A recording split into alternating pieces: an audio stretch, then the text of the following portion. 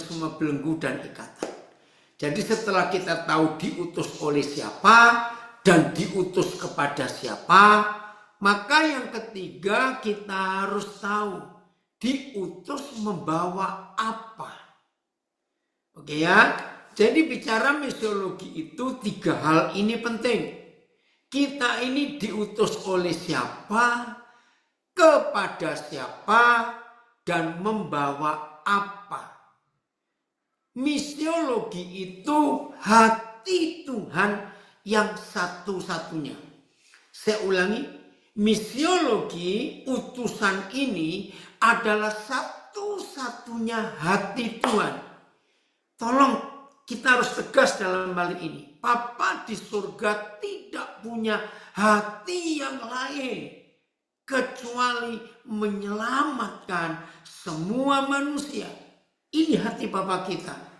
Nah, si kunyuk setan itu merusak satu-satunya hati Bapa kita ini, ditambahi dengan hati yang lain yang jelas bukan dari hati Bapa kita di surga.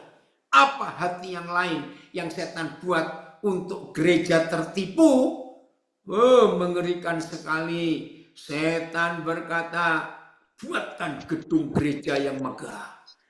Buatkan sinode-sinode dengan dogma doktrin yang berbeda-beda. Lalu perang sendiri di antara kita anak-anaknya. Dan menyedihkan saudara, setan berhasil. Saya ulangi.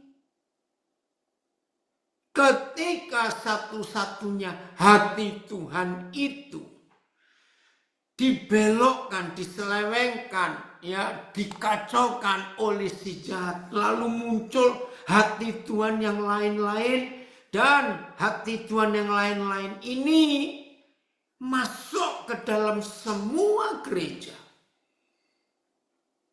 Kita buka dulu ayatnya supaya kita nggak ragu. 1 Timotius 2 ayat 4. Inilah satu-satunya isi hati Tuhan. Bukan 2, bukan 3, bukan 10, bukan 100, bukan 5. 1. Ya, perhatikan, ini hati Bapa kita di surga. Luar biasa. Yang menghendaki, jelas. Apa yang Bapa kehendaki? Supaya semua orang diselamatkan. Untuk memperoleh pengenalan kepada kebenaran. Ini satu-satunya ayat yang memberitahu kita. Maaf, mungkin saya bisa salah. Tidak teliti baca Alkitab. Tapi sepengetahuan saya, 1 Timotius 2 ayat 4 itu satu-satunya ayat yang memberitahu kita apa yang Bapa kehendaki. Jadi bukan 2, bukan 4, bukan 10. Kehendak Bapa cuma 1 dan ini tertulis. Supaya semua orang diselamatkan. Nah, setan merusak lagi. Bukan supaya semua orang diselamatkan, setan menggunakan sebuah konsep yang menghancurkan hati Bapa. Supaya semua orang dikristenkan. Setelah dikristenkan, itu buat setan belum cukup. Setan pecah-pecah lagi, setan kotak-kotak lagi. Kristen apa? Protestan, Reform, Baptis, Injili, Pantekosta, Katolik, Armenia, Calvinis. Kacau saudara. Dan saya ulangi lagi, setan berhasil. Menyedihkan. Diselamatkan itu, inilah misi. Inilah misiologi. Apa itu diselamatkan? Memang ada banyak penafsiran, ada banyak penemuan tergantung dogma dan doktrin gereja masing-masing. Tapi kalau kita kembali kepada doktrin Alkitab, diselamatkan itu artinya dikembalikan ke posisi semula ketika manusia direncanakan untuk dilahirkan.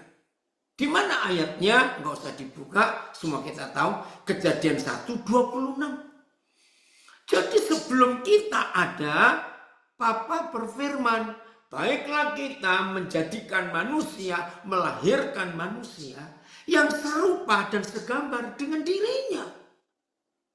Itu wujud bentuk konkret manusia yang ada di hati dan benak Papa kita di surga. Supaya manusia itu serupa, segambar dengan dia, Papa kita di surga. Tapi ini dirusak. Aduh, menyedihkan. Dan perusaknya ada dua. Satu, setan sendiri yang merusak supaya gambar Tuhan tidak ada di hidup manusia, maka setan jadikan gambarnya di hidup manusia. Maka itu kita kenal kata yang sering kita dengar, wih dia kesetanan, wih dia kesetanan. Apa itu arti kesetanan? Ya orang yang kayak setan. Nah Tuhan tidak mau image-nya, gambarnya di hidup manusia itu dirusak. Maka itu seharusnya kata diselamatkan itu sederhana sekali begini. Kalau ada orang disebut kesetanan, maka seharusnya ada orang yang dikatakan kamu ketuhanan, saudara ketuhanan, saya ketuhanan. Lu betul tidak? Kalau ada kesetanan ya harus ada ketuhanan. Nah ketuhanan inilah bentuk konkret manusia. Semua orang diselamatkan. Itu keinginan Tuhan. Gampang, gak usah sekolah teologi dulu untuk mengerti perbedaan kesetanan dan ketuhanan. Sekolah teologi itu mahal zaman sekarang. Buang waktu, maaf jangan tersinggung. Dan kalau kita belajar teologi, kita pasti belajar dogma dan doktrin. Dan kalau kita belajar dogma dan doktrin, hasilnya perpecahan. Karena doktrin A pasti menyalahkan doktrin B. Doktrin B menyalahkan doktrin A. Doktrin C menyalahkan doktrin D. Dan seterusnya. Begini. Orang disebut kesetanan. Gampang. Ya karena dia kayak setan. Maka seharusnya kalau kita bisa berkata, wih dia ketuhanan. Ya karena kita seperti Tuhan. Gampang bukan? Bagaimana orang bisa seperti setan sampai jadi kesetanan? Karena orang itu nuruti semua yang setan mau. Ternyata segampang itu saudara dan saya akan ketuhanan.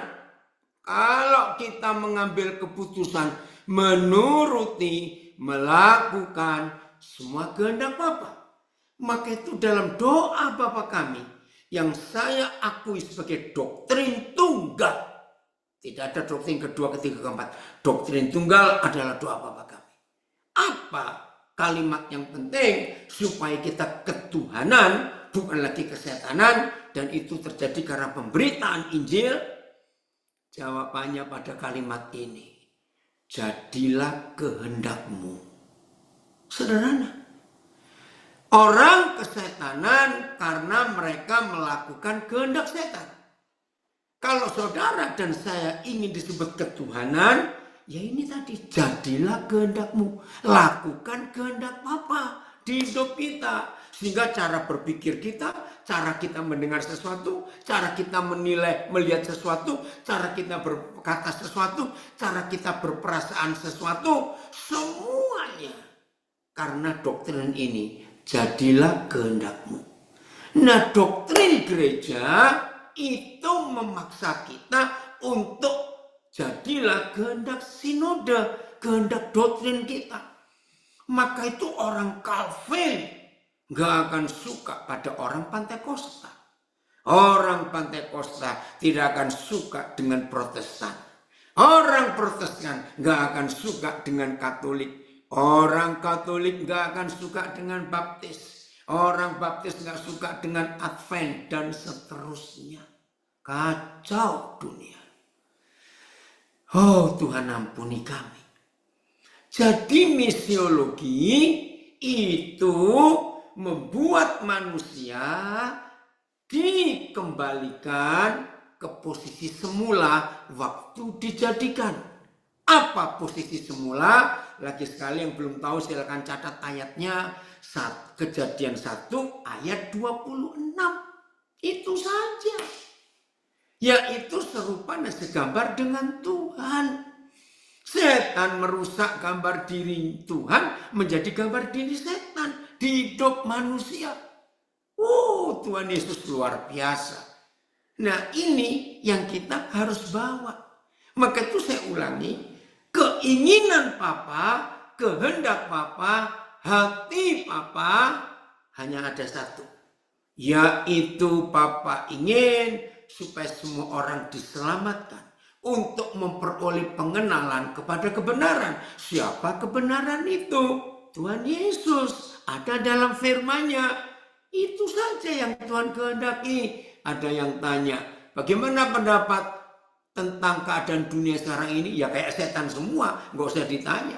Karena gereja gagal membuat diri manusia seperti Tuhan.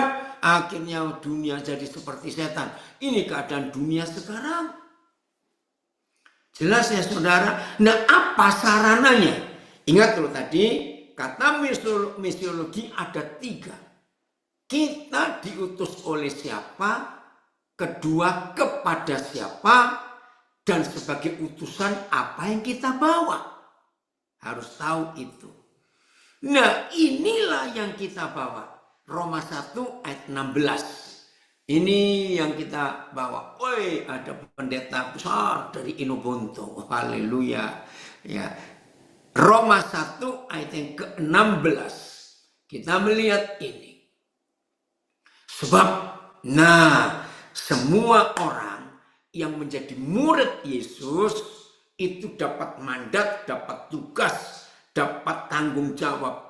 Pergilah kamu ke seluruh dunia. Beritakan Injil itu kepada semua makhluk. Itu Markus 16. Nah, setiap kita yang ada di dunia misi dan bergerak di misi, ayat 16 Roma 1 harus tahu. Ini Markus, ponaknya Renu Ginting. Maaf, Papi lupa. Ya, ini modal kita. Ini yang kita bawa sebagai utusan Papa di surga kepada dunia yang bengkok ini. Ini yang kita harus bawa. Sebab aku mempunyai keyakinan yang kokoh dalam Injil.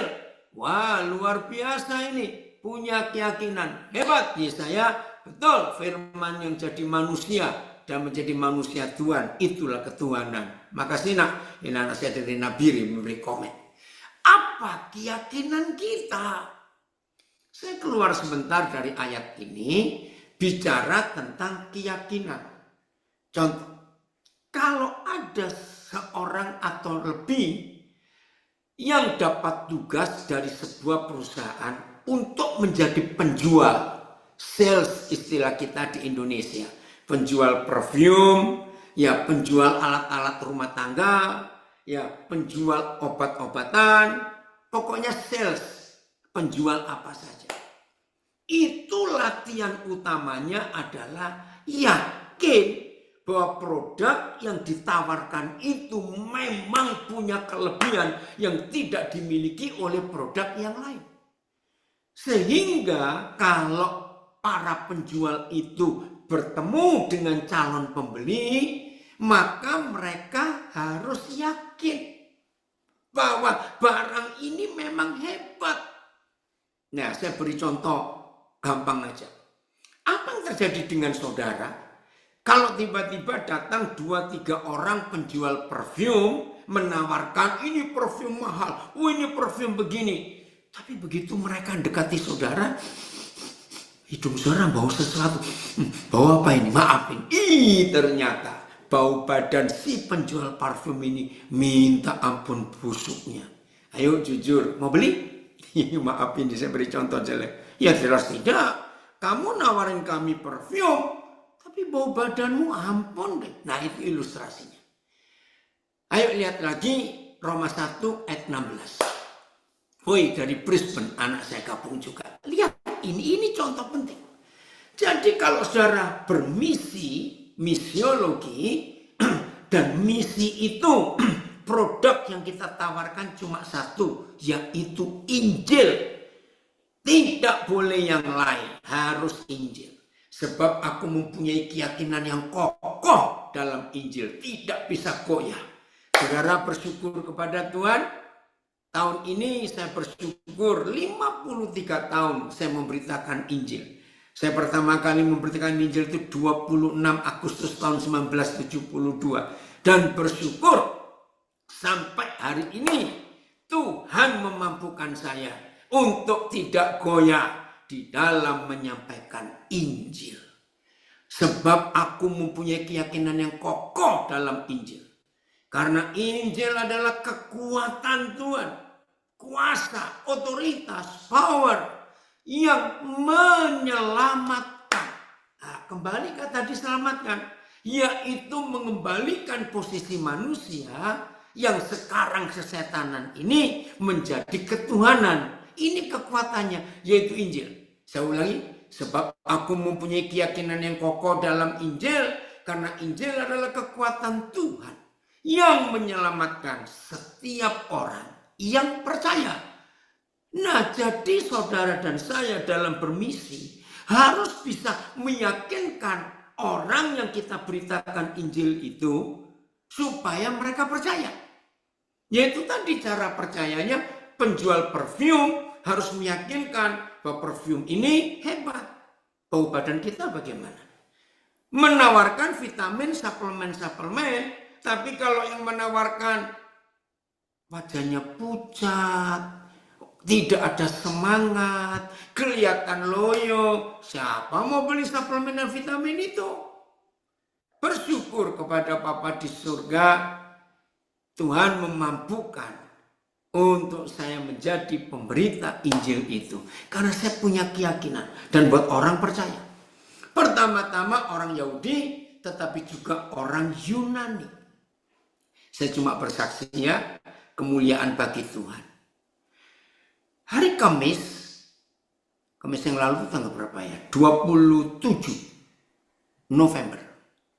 Saya tiba di Belanda. Ya. Terus besok hari Jumatnya saya harus berangkat ke Frankfurt. Nah, saya selalu bertanya kepada Tuhan, apa yang saya harus buat? Saya harus memberkati siapa?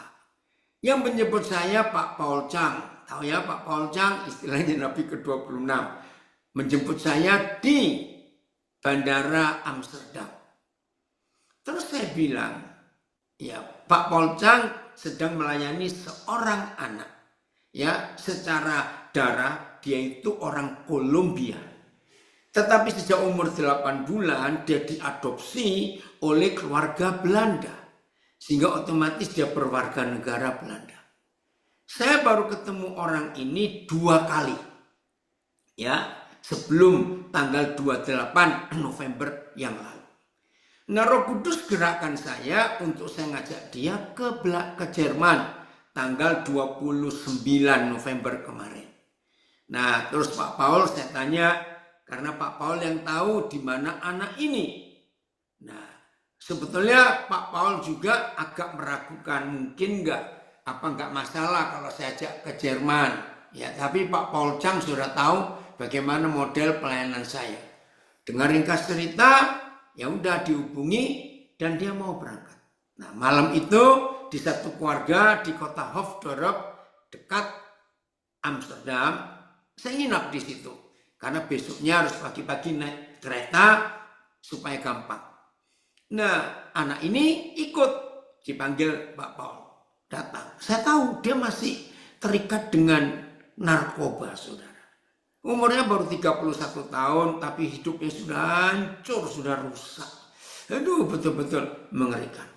Saudara, malam itu jam 1 dia bangunin saya. Saya gelisah. Nah, mulai ini, obatnya ini kurang ajar setan. Saya mau balik aja. Di jam 1 ini, mau bagaimana kamu mau naik apa? Nanti aku telepon temanku. Dia bilang, mana ada teman jam segini mau ikut. Saudara, saya ajak ngomong, saya nggak doa, saya nggak nyebut Tuhan. Saya ceritakan, kan kamu pengen ke Jerman. Kemarin kamu mau ikut karena ingin ke Jerman. Saya pakai hikmat Tuhan, udah, puji Tuhan dia tidur. Nah, Jumat pagi kami berangkat bertiga naik kereta dari Amsterdam menuju Frankfurt. Nah, Jumat sore kami tiba, langsung gereja yang ada di Frankfurt menginapkan kami di sebuah hotel. Saudara, malam itu dia minta izin saya untuk jalan-jalan. Ya silakan, karena mereka, saya bertiga ya, karena dua yang saya ajak ini belum pernah ke Frankfurt. Saya izinkan. Jam 1 malam, hampir jam 1 mereka balik. Kaget saya. Anak ini mabuk, saudara. Masuk ke dalam kamar, waduh, ngomong macam-macam ya orang mabuk. Ya, saya ajak dia bicara baik-baik. Ya baik dia, nurut. Saya bilang cepat tidur. Karena besok pagi Sabtu kita ada pelayanan pagi. Saudara bayangkan. Saya sangat yakin Injil bisa merubah dia. Puji Tuhan, Sabtu pagi dia nggak terlambat bangun. Kami ada kebaktian. Nah, Roh Kudus gerakan saya bilang suruh dia beri kesaksian. Logika saya, kesaksian model apa ini anak semalam baru mabok. Oke. Tapi Roh Kudus bekerja. Waktu dia memberi kesaksian di kebaktian itu, cerita bagaimana masa kecilnya penderitaan dia. Orang yang hadir itu rata-rata menangis lihat penderitaan dia sejak kecil. Saudara, saya tidak menyangka, saya tidak berharap hasil bagaimana, tapi saya percaya Injil itu merubah orang. Akhirnya saudara, dia dapat support. Dia merasa dihargai karena semua orang yang mendengar dia bersaksi mendukung dia, mendorong dia untuk semangat. Kamu harus menang, kamu harus menangkan teman-temanmu. Wih, luar biasa. Saya nggak ngomong apa-apa, saya cuma memberi kesempatan saja buat dia. Saudara, dan sore itu selesai ibadah karena kami kebaktian jam 12 siang. Nah, jam 3 selesai, lalu salah satu penatua di gereja itu mengajak kami bertiga jalan-jalan di kota Frankfurt, yang di Jerman lagi ada pasar malam Natal. Langsung jalan-jalan, wah dia senang sekali. Terus kami diantar ke bandara, sebab malam itu kami akan ke Munich, ke München. Wah dia cerita sepanjang jalan, bagaimana dia diubahkan Tuhan. Hanya, wah saya bersyukur. Injil gak harus dikhotbahkan.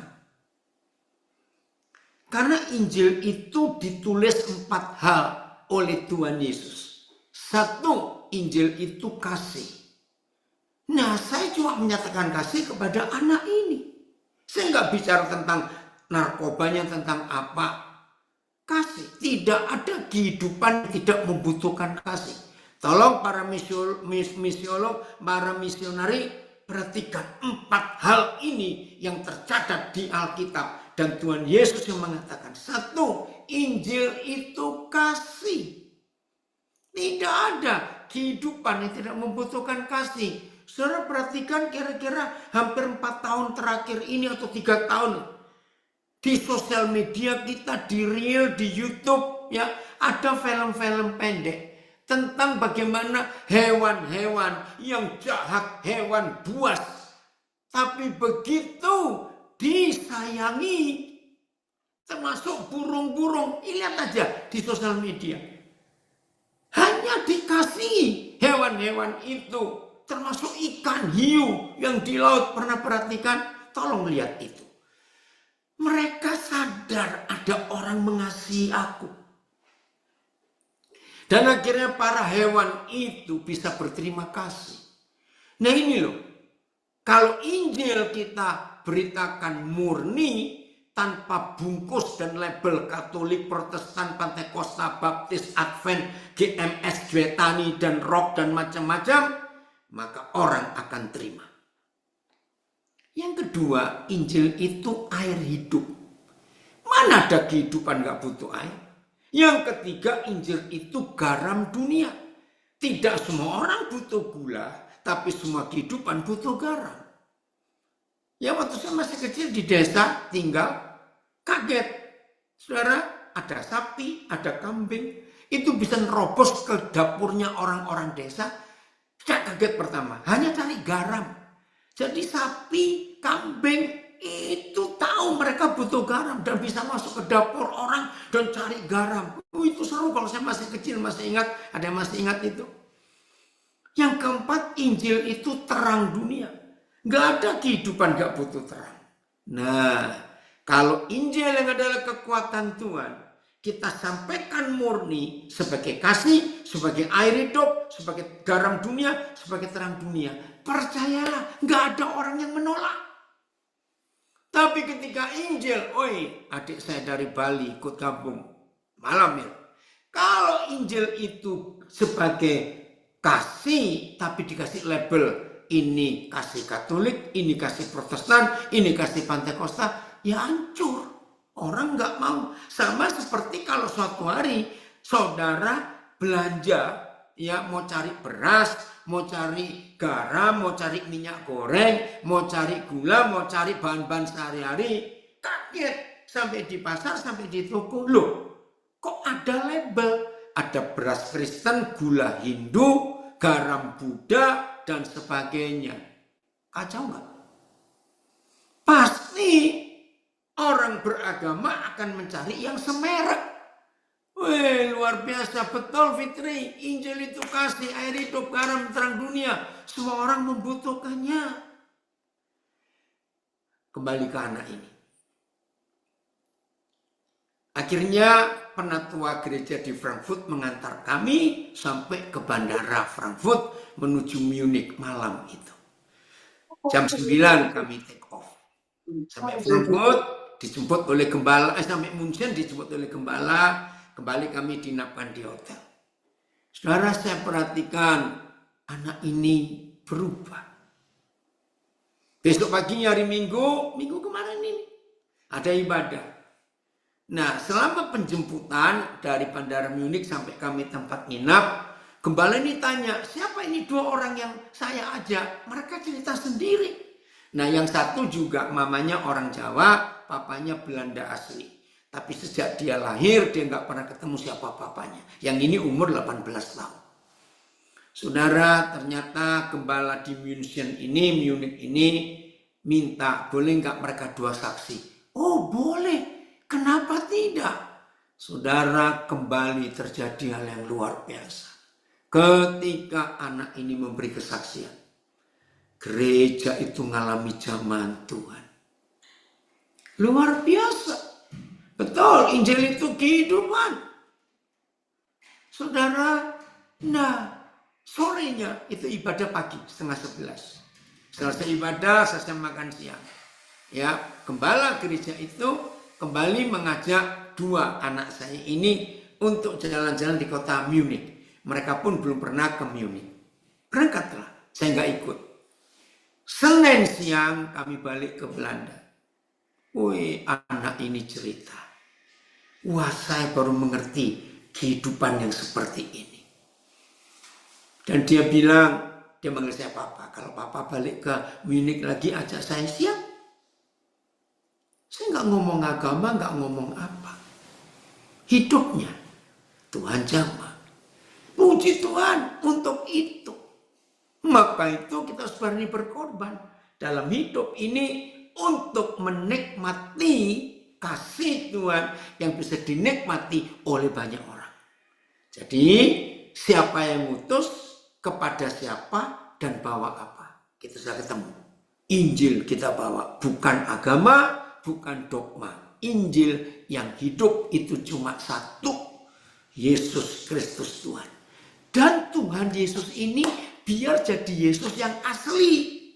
Jangan Yesus dipaksa untuk pakaian jubah Katolik, jubah Protestan, jubah Armenia, jubah Calvin, jubah Pantekosta, jubah GMS, jubah Betani, jubah Rock, jubah GPDI. Jangan.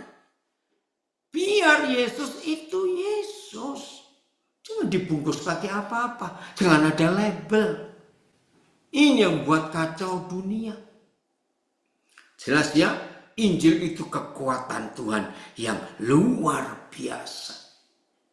Nah, ini kesaksian saya yang baru terjadi beberapa hari yang lalu.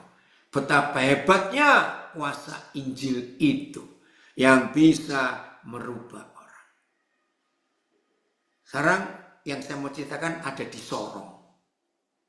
Ya, puji Tuhan. Suatu pagi sudah cukup lama ini ya.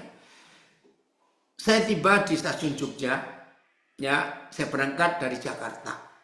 Karena saya diundang oleh GKKD waktu itu di Jogja. Nah, saya sadar taruh pagi. Jadi memang saya sengaja tidak minta dijemput. Karena kereta sampai 3:30 pagi. Ya saya tunggu aja di stasiun dulu. Ya, saudara, begitu saya duduk cari tempat duduk yang kosong, kaget saya. Di depan saya ada orang tidur. Saya tidak tahu ini laki perempuan umur berapa karena seluruh badannya selimutan sarung. Nah, saya tunggu, saya nggak mau bangunkan dia. Tunggulah sampai dia bangun sendiri. Saya memang berdoa, Papa, kalau saya hanya bisa dapat tempat duduk di sini, nggak ada tempat duduk yang kosong lagi yang lain, saya berharap saudara ini akan bangun sebelum saya dijemput. Ya udah, saya tunggu aja. Ya. Nah, kalau kita melihat kebenaran Injil, Tuhan itu luar biasa. Sambil saya melihat HP saya, ya tunggu jam, gitu. Tiba-tiba gerak sarung ini. Wah, berarti dia bangun. Begitu bangun, ternyata remaja, saudara. Umurnya belasan akhir.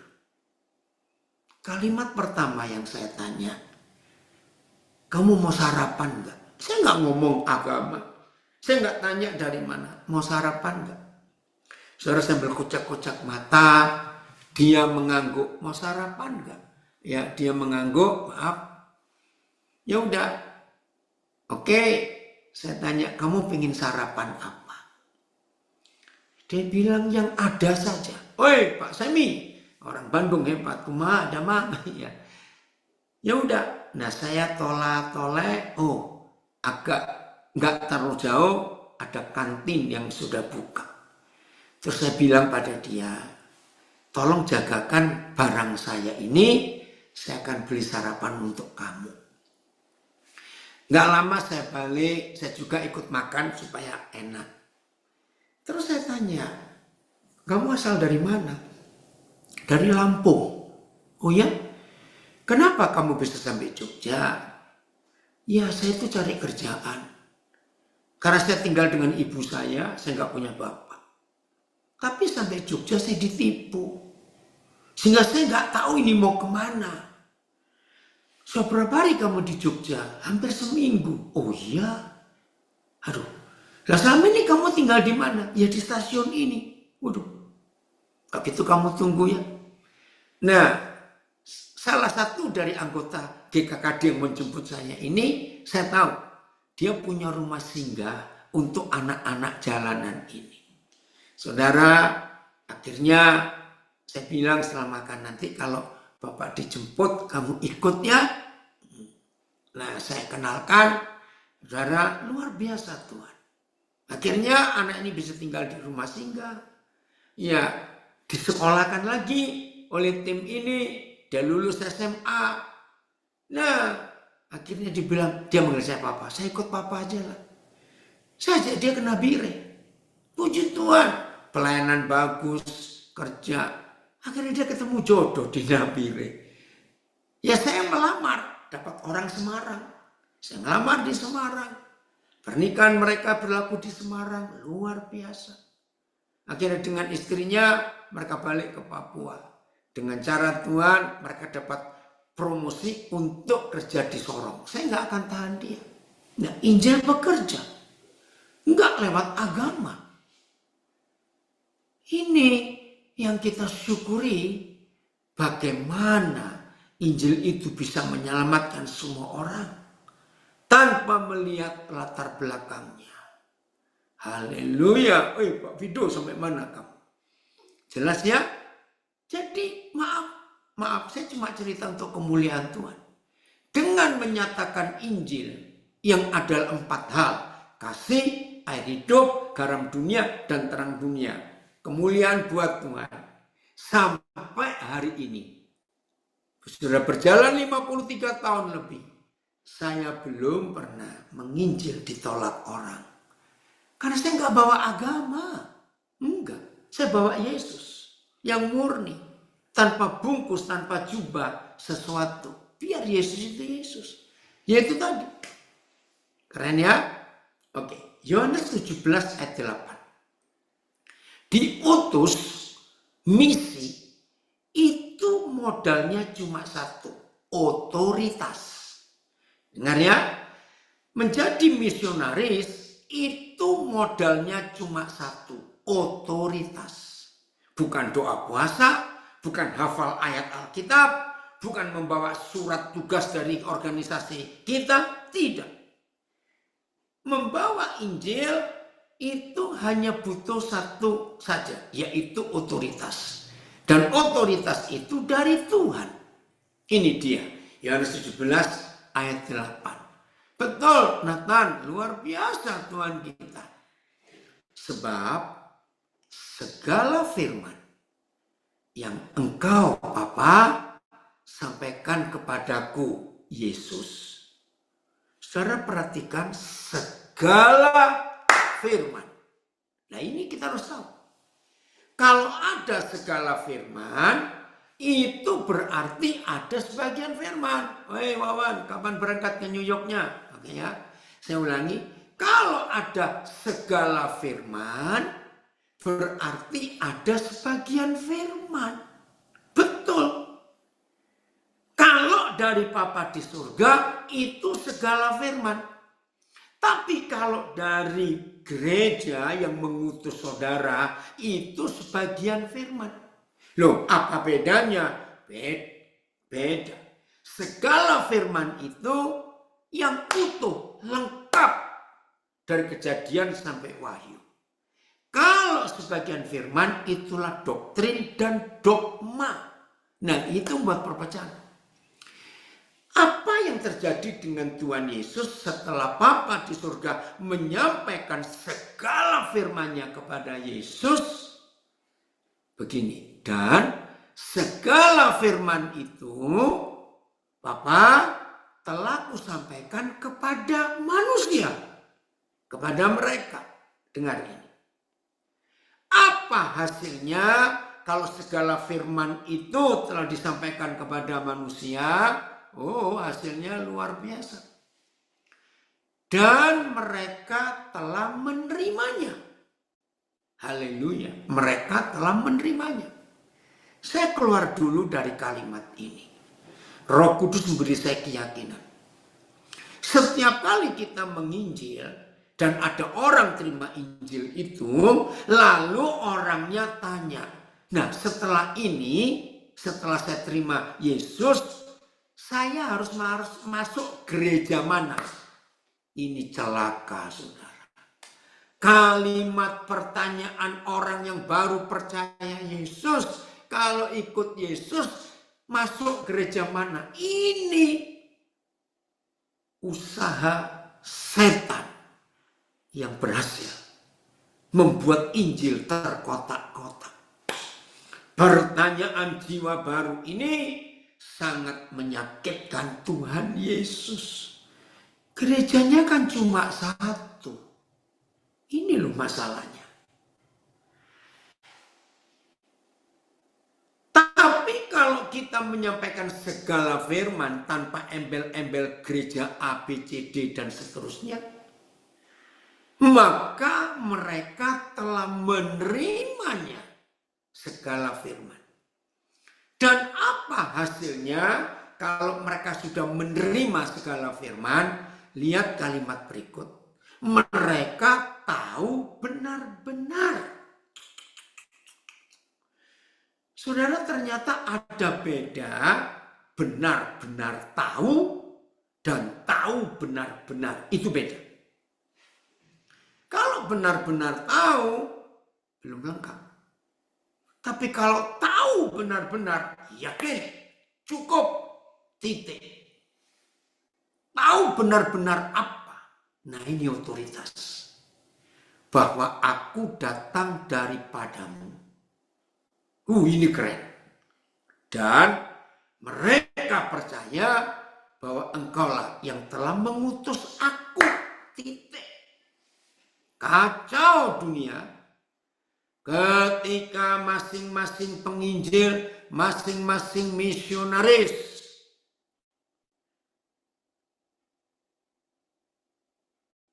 mendatangi orang-orang untuk terima Injil, tetapi yang mereka tahu, saudara dan saya diutus oleh organisasi. Kacau. Maka itu kita harus berubah mulai hari ini. Dunia harus tahu bahwa saudara dan saya bukan diutus organisasi. Ini otoritas terhebat. Jadi sebagai misionaris bergerak di bidang misiologi, orang-orang yang kita datangi dan orang-orang yang akan kita bagikan Injil keselamatan itu harus tahu benar-benar bahwa kita tidak diutus oleh gereja ABCD. Mereka tahu bahwa kita diutus oleh Injil itu sendiri. Tanpa embel-embel nama Katolik, Protestan, Reformed, ya Calvin, Pentakosta dan macam-macam, tidak. Setelah mereka tahu kita dari siapa, belum selesai, lihat kalimat terakhir. Ini loh, yang selama ini kita gagal bermisi, bahwa engkaulah Bapa yang telah mengutus aku. Wah, ini keren. Saya ulangi lagi yang baru gabung supaya tahu. Masih ingat kalimat pertama yang saya katakan tadi waktu kita baru mulai? Bermisi ada 3. 1, diutus siapa? 2, kepada siapa? 3, apa yang kita bawa? Ingat ya? Nah, kalau ini kita temukan di Yohanes 17 ayat 8, maka ketika setan-setan tahu bahwa saudara dan saya diutus oleh Bapa di surga, ya, saya ulangi, ketika setan-setan tahu bahwa saudara dan saya diutus oleh Bapa di surga, mereka tahu benar-benar setan itu nggak akan berani menghalangi kita karena mereka tahu kita diutus siapa. Loh, keren, terima kasih Bapak. Maka itu saya katakan modal utama seorang utusan Injil bukan gelarnya, bukan pengalamannya, tapi otoritas ini loh. Dan otoritas ini datang bukan karena kita rajin doa puasa, karena segala firman tidak dikotak-kotak, tidak dipecah-pecah, yang kita terima dari Bapa di surga. Luar biasa. Hei, Nova, assalamualaikum. Ini anak saya masih muslim, suka dengar juga. Wow, betul. Nah, jadi kalau saudara misionaris, tetapi bawa surat tugas organisasi gerejamu, setan, ya nak, Papa nggak cuma berdoa untuk yang di Sumatera. Dengan tim, Papa sudah kirim berapa bantuan. Makasih nak. Saya ulangi. Surat gereja dari Roma. Surat gereja dari Denpasar. Surat gereja dari Surabaya. Surat gereja dari Bandung, dari Semarang. Gereja-gereja besar itu yang saudara bawa untuk memberitakan Injil. Catat. Setan nggak bisa baca. Dan setan nggak terpengaruh dengan surat gerejamu. Dengar ini baik-baik. Setan hanya terpengaruh kalau mereka tahu kita diutus oleh Bapa pencipta alam semesta. Wih, luar biasa.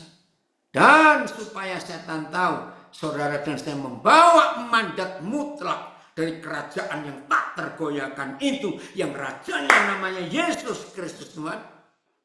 Itu hanya karena segala firman yang kita terima lengkap, nggak ada dogma, nggak ada doktrin, firman yang nggak dipecah-pecah, utuh, komplit, sempurna.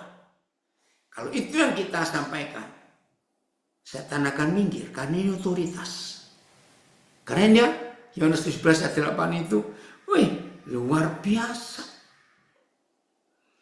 Kisah Rasul 1 ayat 8.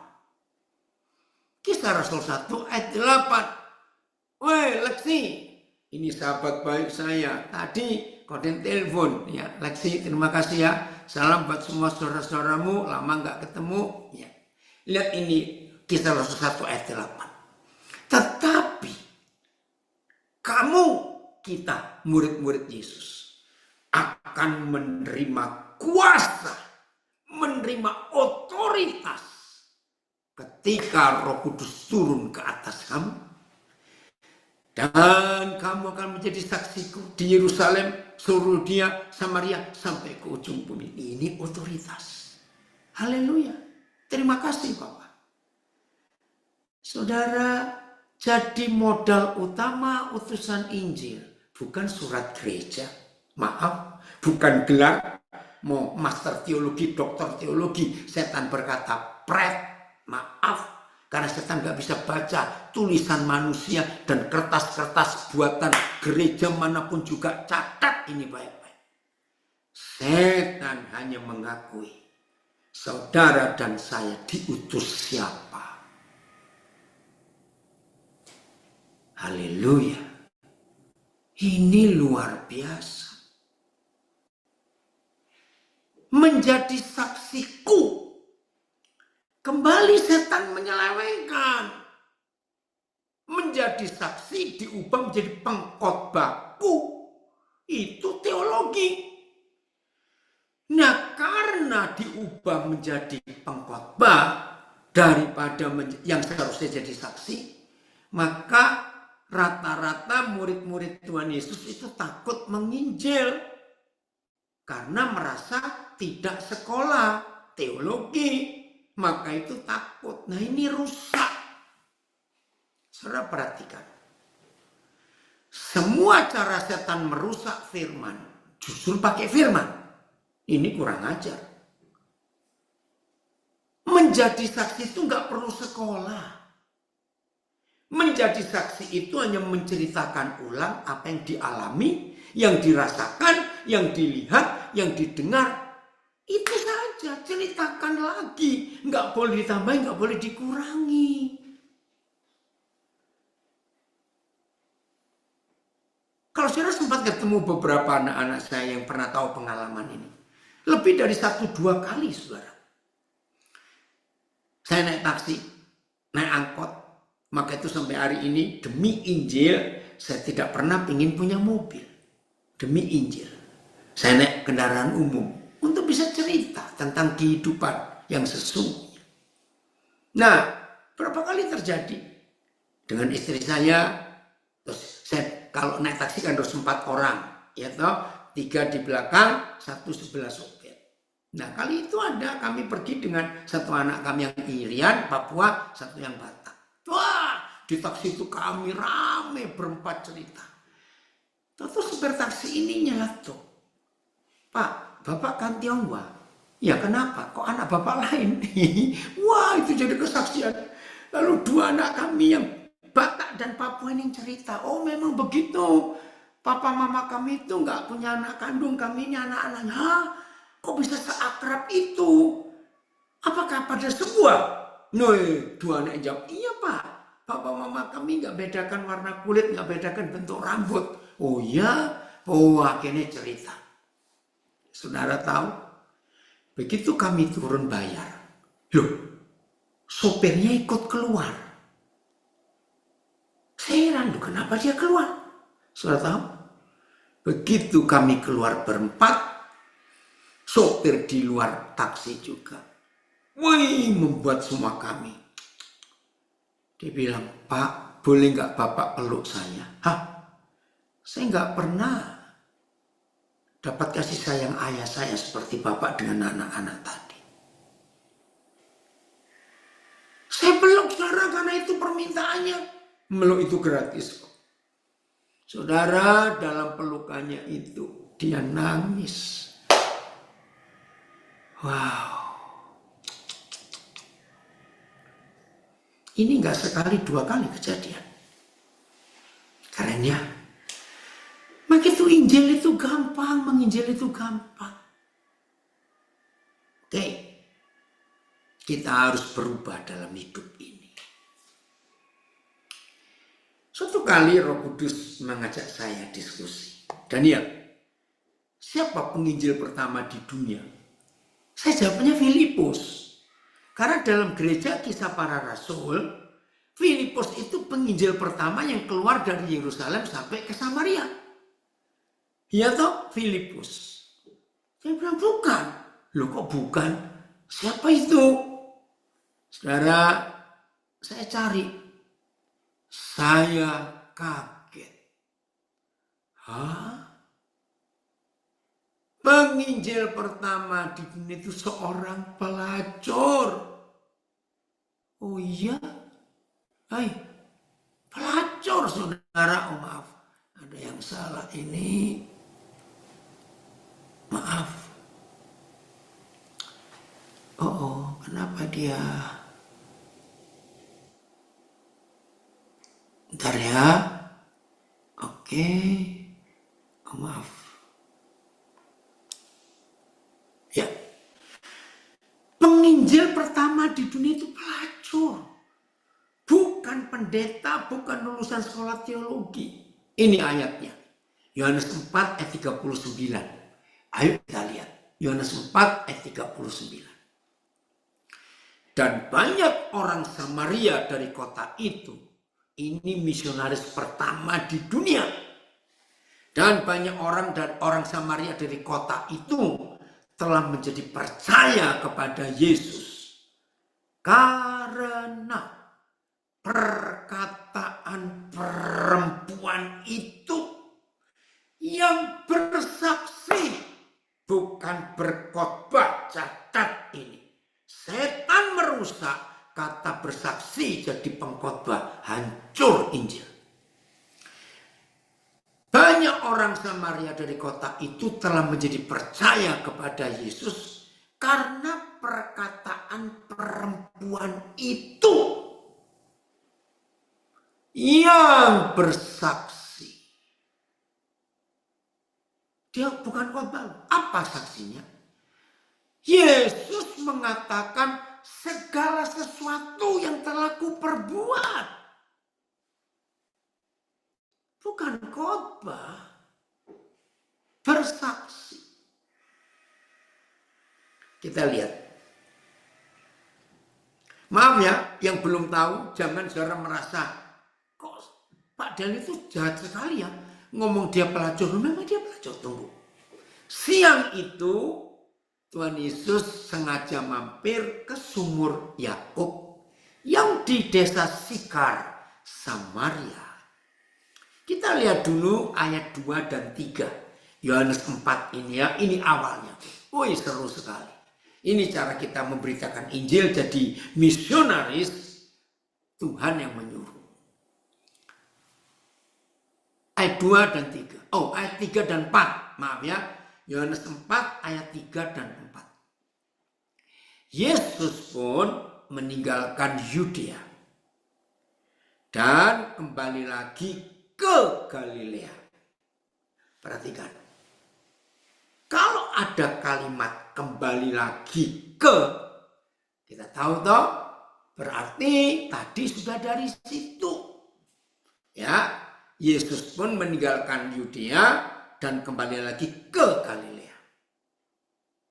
Terus ayat 4 unik. Yesus harus melintasi daerah Samaria. Sebetulnya ada jalan yang lebih singkat.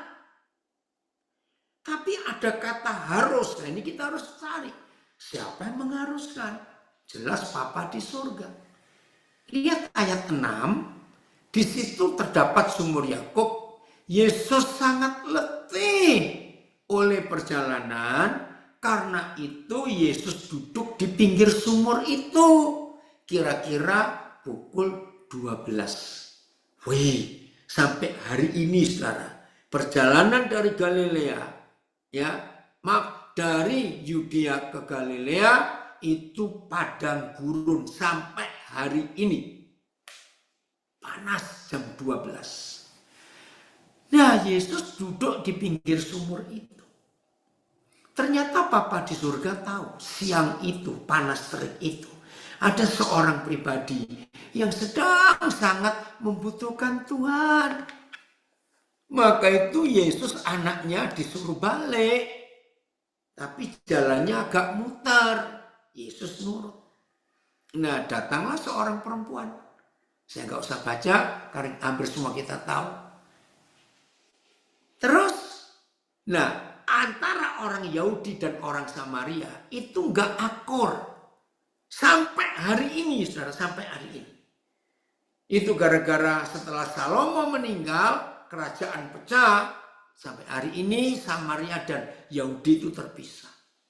Nah, Yesus minta minum kepada perempuan ini. Kaget perempuan itu.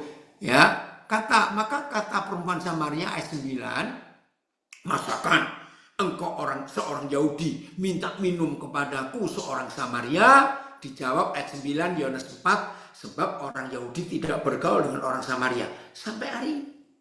Terus Yesus jawab, jikalau engkau tahu tentang karunia Tuhan dan siapakah dia yang sedang berkata kepadamu, berilah aku minum, niscaya engkau telah meminta kepadanya dan ia telah memberikan kepadamu, memberikan kepadamu air hidup. Nah, perempuan ini tersinggung. Loh, kata perempuan itu, Tuhan, engkau tidak punya timba dan sumur ini amat dalam. Dari manakah engkau memperoleh air hidup itu?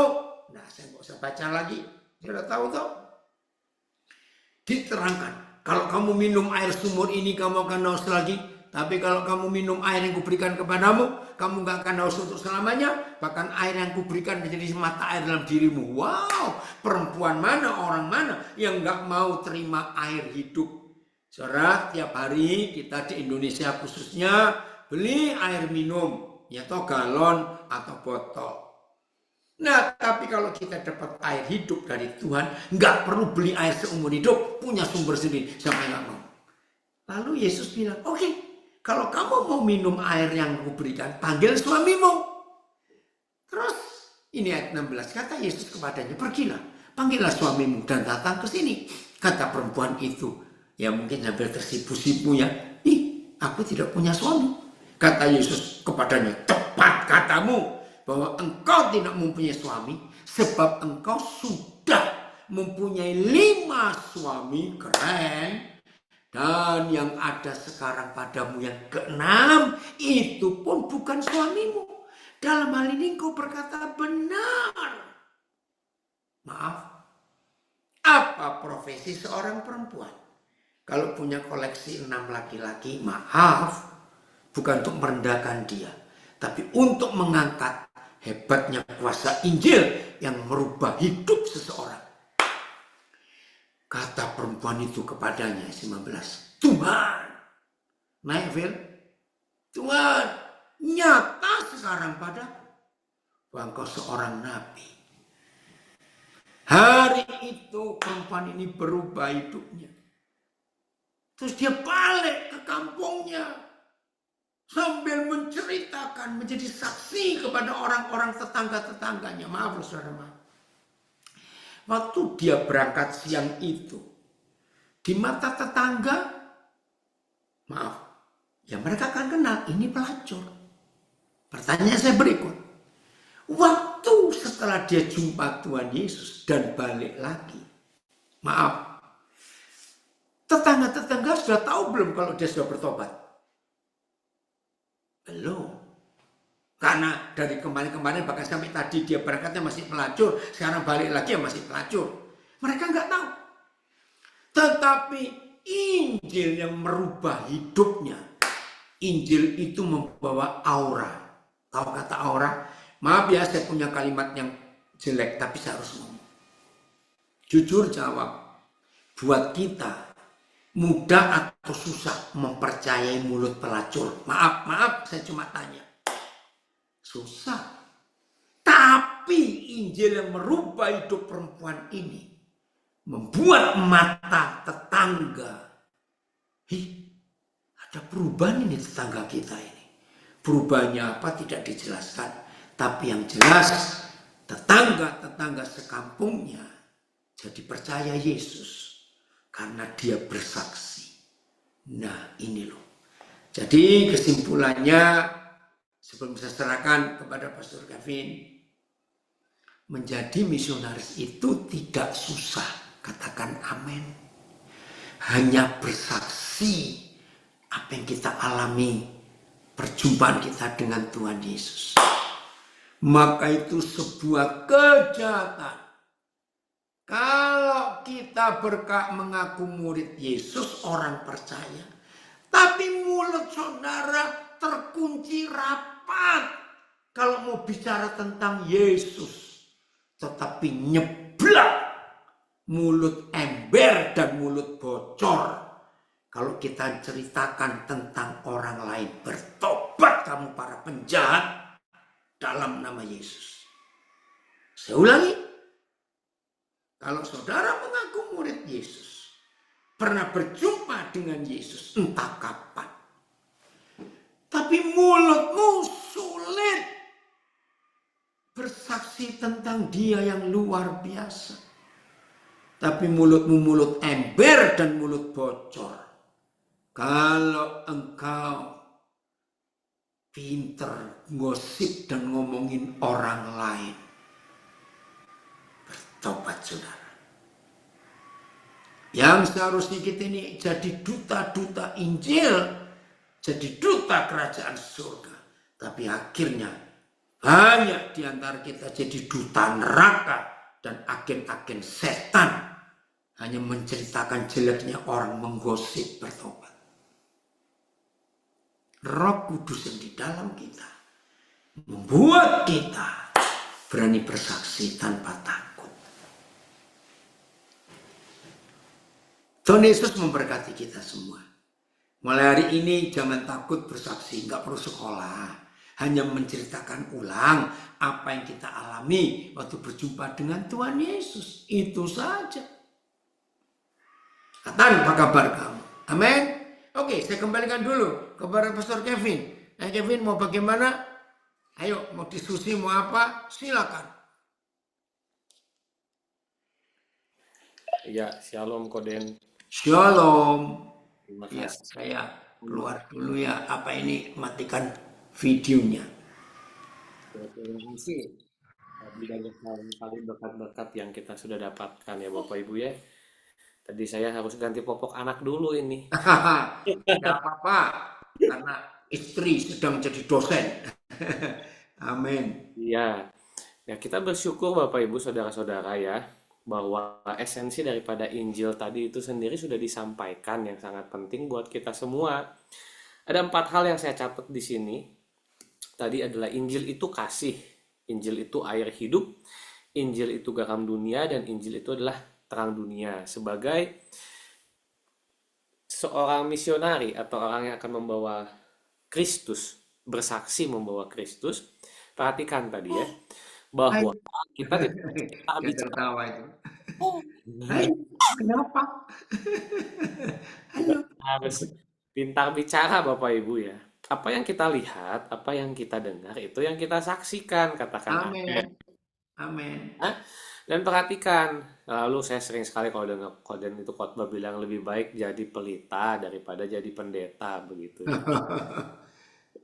Jadi kalau kita jadi pendeta belum tentu jadi pelita, tapi kalau kita jadi pelita ya bisa jadi kita pun seorang hamba Tuhan atau pendeta yang memang organisasi. Begitu. Jadi esensinya adalah kita harus menjadi pelita, katakan amin. Amin. Tangkap sesuatu yang kuat tadi dari pesan beliau, yaitu daripada kasih. Injil itu kasih, produk yang kita bawa.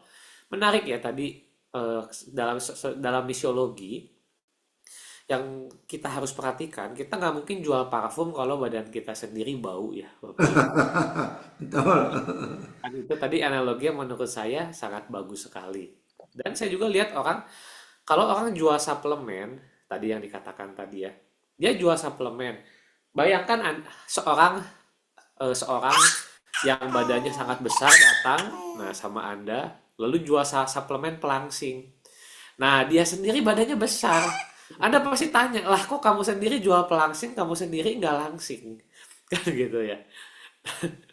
tentunya Anda akan meragukan produk yang dijual. Nah, seperti itu juga. Ya, ketika kita membawa Injil, produk Injil itu tadi kan bagaimana caranya kita menjual. Kita itu kan marketingnya Tuhan, katakan amin. Amin. Kita harus menjual satu produk yang namanya itu Injil Kerajaan Allah. Jelas sekali tadi, bukan Injil gereja ABCD. Justru Injil gereja dibungkus ABCD itu bikin masalah ya Bapak Ibu ya. Justru itu yang bikin pertengkaran, keributan. Nah, ini kita harus paham bahwa kita diperintahkan dari awal itu membawa yang namanya Injil Kerajaan. Sama-sama katakan Injil Kerajaan. Injil kerajaan. Jadi itu yang Pak Saudaranya katakan Injil sepenuh itu, yang lengkap itu ya, karena diutus oleh Bapa. Kuncinya dalam misiologi kita harus menerima tadi otoritas. Nah, itu Anda harus perhatikan. Otoritas itu diterima kalau Anda diutus oleh Bapa, bukan sekedar diutus oleh organisasi. Nah, kalau Anda menerima Roh Kudus, maka Anda akan menerima otoritas. Katakan amin. Ya. Nah, ini kita sama-sama lihat bahwa Injil itu kasih. Kasih itu tadi ada kesaksian-kesaksian Pastor Daniel di mana dia sampaikan bahwa kasih itu yang memenangkan bahkan sebelum kita menyampaikan berita Injil itu sendiri. Amin. Perbuatan kasih itu juga udah menyelamatkan ya, mengubah. Karena Injil adalah kasih.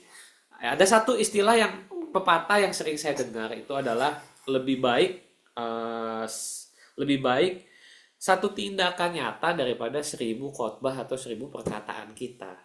Bukan berarti khotbah perkataan tidak penting ya, tetapi yang orang ingat dan orang dengar itu kan adalah tindakan kita ya. Itu hanya istilah atau peribahasa, lebih baik satu tindakan daripada 1000 perkataan. Begitu. Nah, seperti itulah kalau anak kecil ya, saudara mungkin di sini yang punya anak kecil. Kita kalau ngomong sesuatu kan dia belum ngerti, tidak dilakukan. Tapi begitu kita kasih contoh-contoh anak saya kasih contoh tepuk tangan. Nah, nggak lama dia bisa tepuk tangan, Bapak Ibu. Dan gitu saya kasih contoh apa tos, saya bilang begitu ya. Saya kasih tangan saya, dan gitu saya kasih tangan dia ke tangan saya, tos. Nah, saya bilang itu tos namanya. Begitu naik lain kali-kali saya kasih tangannya, saya bilang tos, dia udah ngerti tuh. Nanti dia pukul tangannya, tos, begitu ya. Nah, itu saya ajarin. Bentar Bapak Ibu, ada paket sebentar ya, saya harus ambil sebentar. Mohon menunggu sebentar.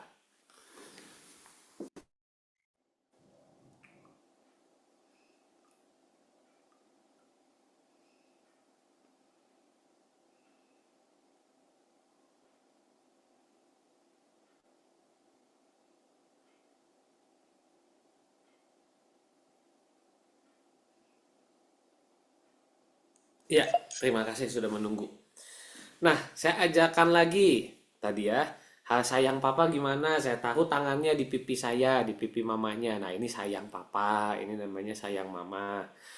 Nah, itu jadi anak kecil kan memang lebih gampang lihat contoh Bapak Ibu daripada daripada dengan perkataan. Nah, Anda yang sudah punya anak yang udah pada besar pasti paham ya. Anak kecil itu gampang sekali meniru. Nah, seperti itu juga esensi dari misiologi yang saya tangkap tadi yang Pastor Daniel Alexander sampaikan bahwa Injil itu merupakan contoh atau teladan yang kita berikan. Tadi kan contoh-contohnya jelas sekali ya diberikan bahwa sebelum Injil itu sendiri diberitakan, penginjilnya harus diterima. Katakan amin. Amin. Ya, bagaimana Anda mau menjual produk kalau penjualnya belum diterima? Yang lebih penting dari produknya adalah penjualnya. Kenapa Yesus ditolak? Karena penjualnya yang tidak merepresentasikan tadi. Begitu. Nah, oleh karena itu jelas sekali yang dikatakan bahwa saya selalu katakan berulang-ulang bahwa setan nggak takut dengan gelar kita begitu ya. Begitu juga orang nggak peduli. Itu yang selalu saya katakan, orang nggak peduli Anda mau S2, S3, S1 teologi ya. Yang orang lihat Anda punya kasih enggak. Ini dalam realita misiologi. Itu Anda harus paham. Orang nggak akan lihat, oh Anda gelarnya PDM, PDP, PDT. Orang di luar sana mana paham Bapak Ibu apa bedanya PDP, PDM, PDT. Itu mereka nggak paham. Kita yang berorganisasi yang paham. Orang di luar sana nggak paham. Yang namanya STH, MTH, dokter teologi, mereka nggak paham. Betul tidak Bapak Ibu ya? Yang mereka lihat dalam bermisi apa? Sikap Anda, attitude Anda, kasih Anda. Mereka nggak peduli Anda dari gereja mana, pendeta besar, atau Anda sudah punya berapa jemaat. Orang tidak peduli. Dan setan pun nggak peduli tadi yang dikatakan. Dalam realita bermisi adalah sikap Anda. Sebelum Anda menyampaikan Injil itu, nah maka Anda harus perhatikan attitude Anda, kasih Anda. Tadi dikatakan bahwa anak itu ketika bangun-bangun sama Pak Saudara ditanya, kamu udah sarapan belum? Bukan ditanya, kamu udah kenal Yesus belum? Bukan, Bapak Ibu. Menarik itu. Statement pertama yang ditanya adalah, kamu udah sarapan belum? Kenapa? Karena kalau misalnya belum makan, setannya percuma, Bapak Ibu. Masih kelaparan dia. Mau dikasih Injil, mau ditanya siapa Yesus, gua lapar, bukan butuh Yesus, dia bilang. Begitu. Ini Anda harus paham dalam bermisi itu tadi ya. Yang ditanyakan, kamu itu udah sarapan belum? Itu. Saya hampir harus sambil nengok ya Bapak Ibu ya, karena saya harus lihat anak saya. Siapa tahu dia makan sesuatu repot nanti. Ya, kembali lagi ya. Itu orang itu ketika kita melakukan misi membawa produk tadi, kadang kita itu ada yang namanya hard selling Bapak Ibu, ada soft selling, ada hard selling. Orang-orang misionari-misionari yang hard selling itu belum apa-apa dia teriakin, woi, kamu percaya Yesus nggak? Kalau nggak kamu masuk neraka. Nah ini hard selling saya bilang. Benar nggak Bapak Ibu? Tapi yang dilakukan Koden tadi kan itu soft selling ya, begitu. Dengan kamu udah makan belum? Oh sudah. Belum makan dikasih makanan. Jaga tas saya mau beli makanan. Saya nggak, saya sih hebat menurut saya. Koden bisa percayakan itu tasnya sama orang baru kenal. Untung dia nggak bawa kabur itu ya. Tapi ya itulah, itu dalam bermisi itu kadang ada hal-hal resiko-resiko betul. Kadang kita baik sama orang malah ditipu ada juga. Tetapi ya kembali lagi kasih itu ya kita tunjukkan bagaimana kan seperti itu. Nah, dalam bermisi tadi digaris bawahi bahwa Allah itu kasih. Tuhan itu melihat kasih kita. Maaf, manusia itu melihat yang di depan mata, bukan melihat hati. Tuhan memang melihat hati ya Bapak Ibu. Sekali lagi, ayatnya berkata Tuhan melihat hati. Begitu kan? Tapi manusia melihat yang di depan mata. Sekalipun Anda hatinya baik tapi keteknya bau, ya Anda pasti ditolak. Bapak Ibu benar nggak? Anda beritain Injil, hati Anda baik. Tapi ketek Anda bau belum mandi. Ya jangan salahin. Anda nggak bisa bilang sama orang yang Anda beritain Injil, kok kamu tolak saya? Kan saya ini baik. Ya masalahnya kamu baik tapi ketek kamu bau. Itu. Ya. Karena yang Anda injili manusia, bukan Tuhan. Yang Anda injili itu bukan malaikat. Tuhan melihat hati ya Bapak Ibu, tapi manusia melihat di depan mata. Itu makanya kalau kita melakukan misi, ya lihatlah konteks budaya mereka, cara bersikap, perkataan kita, attitude kita, cara kita menyampaikan dan lain-lain itu kita perlu perhatikan Bapak Ibu ya. Nah itu tadi contoh-contohnya banyak sekali yang Pastor Daniel sudah berikan buat kita semua. Dan saya berharap kita tidak terhalang lagi untuk menjadi saksi Kristus yang siap jadi saksi Kristus. Lambaikan tangan saudara. Ya, ingat, untuk Anda yang sekalipun sedang belajar dan memiliki gelar, ya, itu hanya bukti Anda pernah belajar dan orang nggak peduli dengan itu. Di lapangan yang orang lihat itu adalah Anda punya kasih nggak, seberapa besar kepedulian Anda sama mereka. Itu yang benar-benar harus diperhatikan. Ya, itu yang saya lakukan dan tim-tim kita di Papua lakukan. Pak Saudara ini kan di Nabire. Kalau kita Open Heaven ini Pak Saudara di Sorong. Kita di Sorong ada 10 rumah singgah. Ada 400 anak kita tampung di sana. Dan 200 anak muda kurang lebih. Dan kita nggak bawa bendera gereja. Kenapa? Karena di Papua itu, begitu Anda bawa bendera gereja, mereka langsung tolak, Bapak Ibu. Itu di Papua seperti itu, di kota Sorong terutama ya. Begitu tahu itu dari gereja apa, mereka nggak mau. Oleh karena itu kita nggak bergerak bawa bendera gereja. Ketika kita lakukan, mau itu orang Muslim, orang agama lain, suku lain, mau orang gereja apapun, di rumah singgah itu anak-anak itu ditampung dan diajar mereka, dikasihi, diterima. Dan dampaknya adalah ya, Injil itu menyebar Bapak Ibu. Seperti yang tadi sudah disaksikan oleh Pastor Daniel. Seperti itu. Jadi mari kita terus memperlengkapi diri kita lebih luar biasa lagi. Silakan Saudari Fani bisa tutup dalam doa buat kita semua. Kita akan tutup di dalam doa. Fani saya, Pastor Kevin, soalnya ada dua Fani. Betul. Silakan. Yes, oke. Nah, kita bersatu ya. Bapak yang Maha Baik, terima kasih untuk pelajaran yang sudah kami terima hari ini, di mana kami belajar kembali menuju kesatuan, yang mana yang Tuhan sampaikan dan inginkan dari kita, yaitu adalah kasih yang pertama-tama kasih, bagaimana kami mengasihi sesama, walaupun begitu tinggi tingkat pendidikan kita, tapi kalau kita tidak mempunyai kasih untuk sesama, itu hanya akan mendukakan hati Bapa. Terima kasih untuk Pastor Daniel yang sudah membimbing kami, memberikan kami wejangan atau panutan atau pelajaran, sehingga kami pun menjadi lebih-lebih pintar lagi untuk mengaji bagaimana Alkitab menyatakan firman Allah kepada kita masing-masing. Terima kasih juga untuk Pastor Kevin yang sudah menjelaskan kembali dan menyediakan waktu untuk di mana kami bisa belajar bersama. Terima kasih ya Bapak. Pelajaran hari ini mungkin sudah selesai, tapi firman-Mu tetap membimbing kami, mendidik kami, dan membuat kami semakin lebih-lebih baik lagi. Terima kasih dalam nama Bapa Tuhan Yesus. Kami telah berdoa. Amin. Iya. Amin. Terima Puji kasih Tuhan. Koden. Nanti